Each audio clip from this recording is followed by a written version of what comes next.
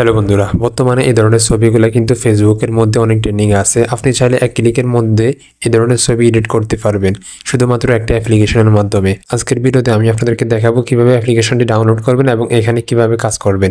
প্রথমে আমি আপনাদেরকে দেখাই কিভাবে অ্যাপ্লিকেশনের মধ্যে কাজ করবেন। অ্যাপ্লিকেশনটি ইনস্টল করার পর এখানে কোনো ধরনের অ্যাকাউন্ট করা লাগে না, শুধুমাত্র এখানে ছবি আপলোড করে আপনি চাইলে যে কোনো কিছু তাদেরকে লিখে সেন্ড করলে তারা ওইরকমভাবে আপনাকে ছবি তৈরি করে দিয়ে দিবে। তো আমি এখানে একটা ছবি সিলেক্ট করছি এবং তাদেরকে বলছি কনভার্ট ইন হাগ কাফল, ঠিক আছে।